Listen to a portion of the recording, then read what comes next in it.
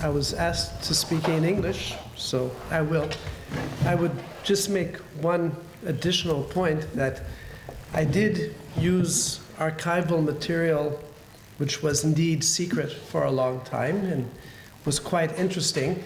I must say that I did not find the material myself, but a number of friends brought the material to my attention, and as some wise scholars once said, all you need is friends.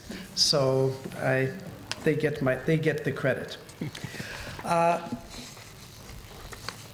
The question of the economic history of the Jews of Eastern Europe is one which has not gotten a great deal of attention in recent years, and for two very different reasons. One is that there was a great historian, Arkadius Kahan, who wrote about the economic history of the Jews, and he was so good and so profound and so incisive that people were afraid to come and say something after Arkadius Kahan because there's no way that one could match his level.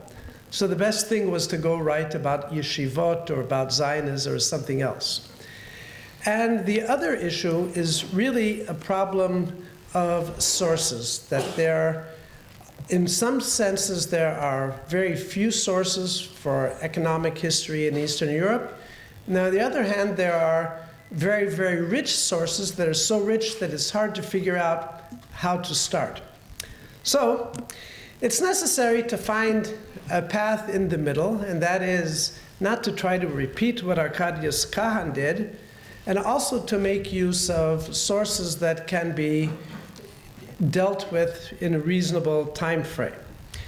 Now, if we know anything about the economic history of the Jews in Eastern Europe, in the late 19th century, 1880s, 1890s, what we do know was one big factor: there were a lot of poor Jews, very poor Jews.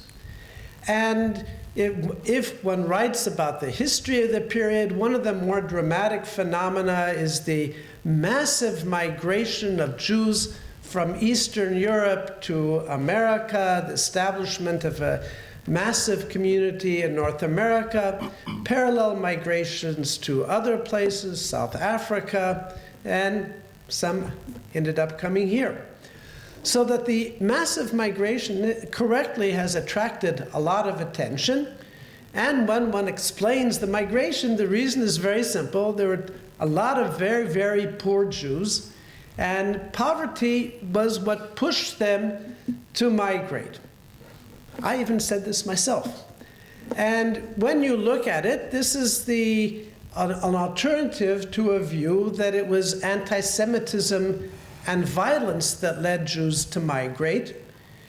The proof is very, very simple, that the Jews that came to North America did not come from the places where there were pogroms, but they came from the places which had economic problems, but with relatively low levels of violence. So this would be pretty clear and solid evidence for the poverty, the pauperization that took place in Eastern Europe. It came together with urbanization, the development of large cities with terribly crowded conditions, low standards of living. But even things that we know are true have to be checked and double-checked. And that is what I want to start doing today, although there's much to be done. The question is, how do you check the standard of living? Measuring conditions is never easy. If you talk to an observer, they walk on the street and they report what they see. Depending on the neighborhood, it can be good or not good. But the question is, how representative is it? How typical is it? And getting something representative, one needs not impressions or not pictures or not touching stories, but some evidence that gives us a chance to see what is typical and what is not typical. we almost had a wonderful source. There was a very, very rich man named Jan Bloch, who was born Jewish. He was very, very quick-witted. In the late 19th century, he made his way to Warsaw. He converted to Christianity twice until he got it right. Upon his second conversion, he went into business, became an extremely wealthy railroad builder. He had a lot of money. He was very identified with his Jewish background, and he took some of the interest he had, and he hired a whole group of economists to study the economics of the Jews. Among them, people he took on as workers was Yehuda Leib Peretz, and Peretz began his literary career Yitzchak Leib Peretz, sorry. He began his literary career going around describing the economic conditions of the Jews. He prepared a 5-volume study comparing the living standards and living conditions of Jews and non-Jews in areas where Jews and non-Jews lived. And his goal was to show that where Jews lived, the standard of living was actually better, and therefore there shouldn't be anti-Semitism, but Jews should be welcomed. Unfortunately, just after the book was printed, there was a fire in the warehouse of the printing plant. It's not clear if it was accidental. And of the 5 volumes, volume 1, 3, and 4 are in Jerusalem. There's a copy of volume 4 in St. Petersburg, but we do not have a copy anywhere that I found of volume 5. So we don't know what the conclusions were of the survey. Bloch himself was rather frustrated, and then his next step actually has a big impact on us. He decided he would do the same thing with war, and he would show that war is really very wasteful economically. And if you are familiar with the Geneva Convention on War, the rights of civilians under Geneva law, that's all because of a big conference that Jan Bloch organized in order to stop this wasteful thing called war. He was a man of great ability, great vision, but we do not have his conclusions. So we have to go on to other sources which are a little less comprehensive than the ones he would prepare. We can look at statistical data on income, on housing, on the even information we have on diet, but all of this data is very problematic. We don't know how complete the statistical information is that we have. We don't know how honest people were when they were reporting. If you think that the person running a census is also going to collect taxes, there's a tendency to underreport income, to underreport resources. So it would be very useful to have some kind of a clear, absolute measure that would allow us to check the accuracy of the quantitative sources that we have. And what we need to know is if we can have material that will be useful for historical purposes. If we would, for example, have a very clear picture of the situation in 1890, that would be very nice. But it doesn't help so much if we don't know what it was 10 years earlier or 10 years later. Were things getting better? Were things getting worse? Were things remaining the same? And ideally, it would be useful to compare data with different regions and different populations. Here, we can now look to an area which has been reasonably neglected in recent years, even though it was once very popular. What is that area? That area is the physical characteristics of the Jews. There was a great deal of interest about 100 years ago in the characteristics of Jews. Underneath all of the discussions of the scientific aspects was a question, are the Jews a race? Are they pure-blooded? Who are the Jews anyway? What are the relations between them? And this attracted a great deal of attention. Today, the topic is still interesting for certain people, but it's moved over to genetics. And now people are looking for haplotypes or genetic markers or female-male evidence for descent, for inheritance of genetic traits.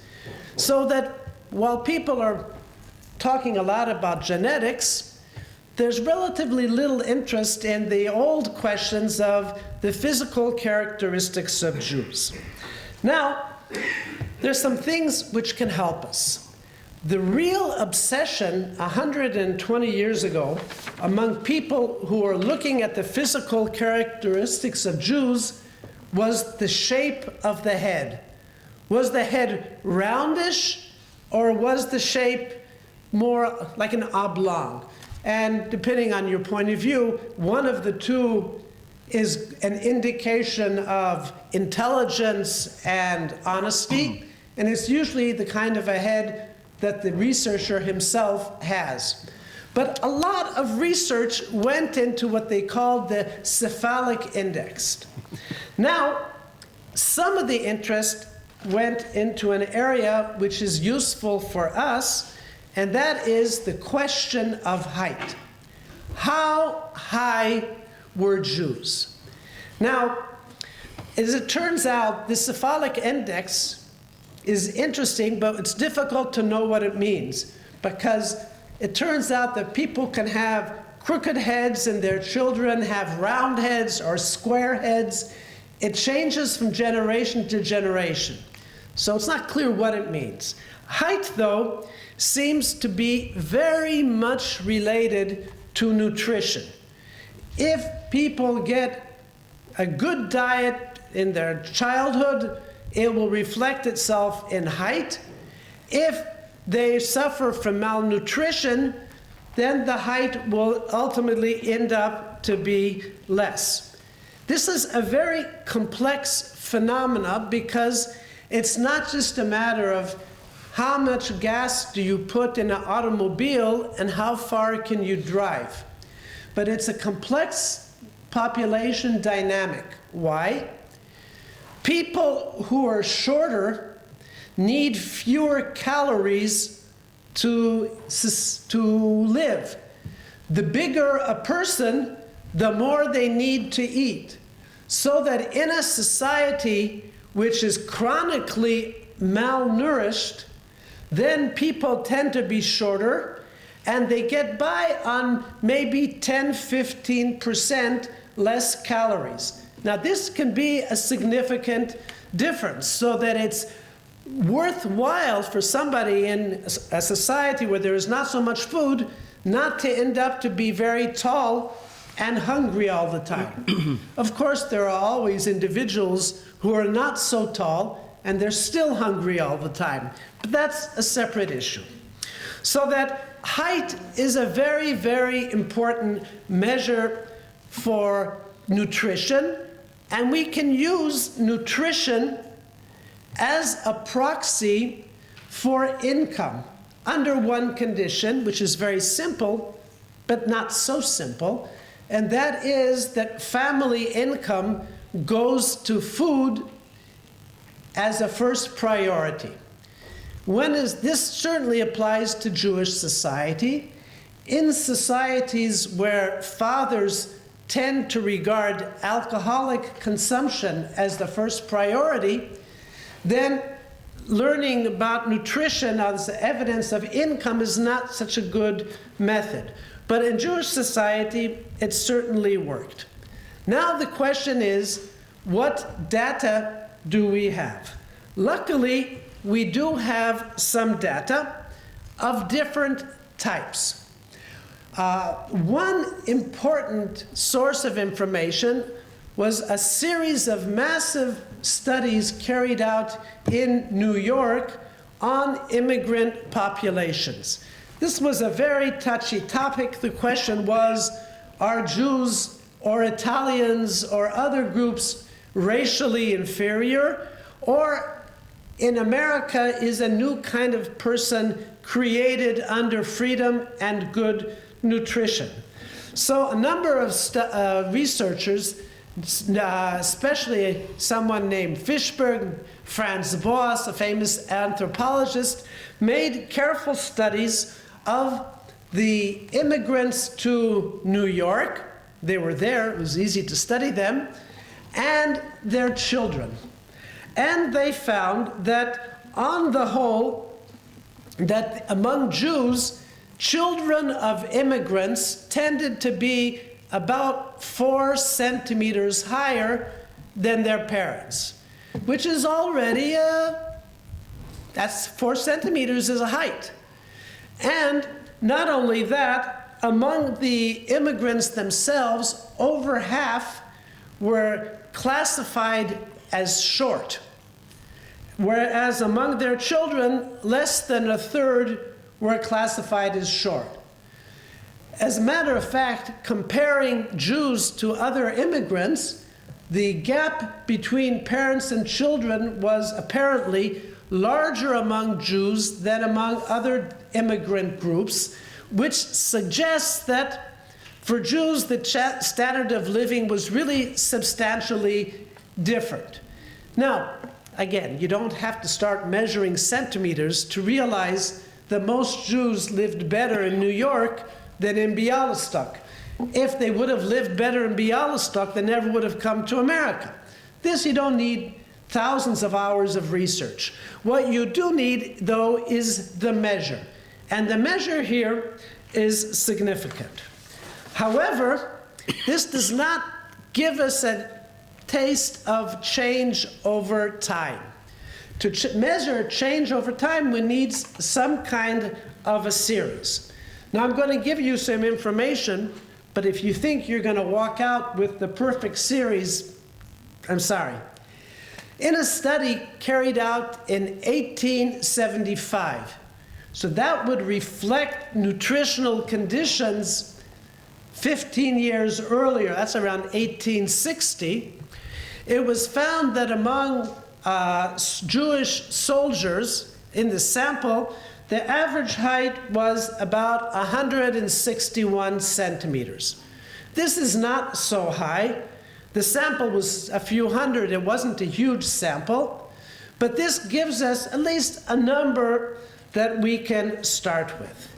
Recently, a Polish historian, Michał Koschitzky, studied the heights of Jews drafted into the Russian army in the course of the second half of the 19th century, and he found an interesting phenomenon. He found that the height of the Jews hovered a lot around this 160 and 161 centimeters. He actually found that it dipped a little bit and then it went up, and he tries to relate each shift to economic conditions. But even if you don't take 1 centimeter that seriously, it held more or less even at the 160, 161 centimeter level. Whereas at the same time, the height of the Polish population was growing from about 162 to 166. This already is 4 or 5 centimeter growth, and that's something which is worth giving attention. This would clearly indicate an improvement in nutrition. It doesn't mean that they were eating better food. What it probably means that when there were food shortages, it was easier to move food from one region to another region. That's also important. What happened later on in the century? Here, we're able to rely on a study made recently by Boris Mironov, who found that in the first half of the 19th century, the Jewish height, according to his calculation, was a bit higher. He had it around 164 centimeters. He found it then dipped down, but by the end of the century, it was about 167 centimeters. Now, the growth that he found among Jews was less than he found among non-Jews. However, what is important for us is not what he found, but what he did not find. Nobody found in the latter part of the 19th century that there was a drop in the height of Jews, that they were getting shorter. The figure of 161 centimeters is early in the century, 1875. What does this mean? This means that we do not have strong evidence that urbanization and the background for migration was a significant drop in the food supply of Jews. Now, there are at least two ways that one can explain this. One can explain this that there's problems with the data on height, and that the sample is not representative, that we can't find enough material, that other factors affected height. This could be. But it could also be that the migration to North America, and one should add, there was an equally significant migration to the south of Russia, at more or less the same time that New York is booming, so is Odessa, that these migrations were caused not by a drop in the standard of living, but by improvements in transportation, greater options for migration. And one could add also that there was constant migration even from in earlier periods, and what we have in the latter part of the 19th century is better documented migration and not a phenomena which is totally new.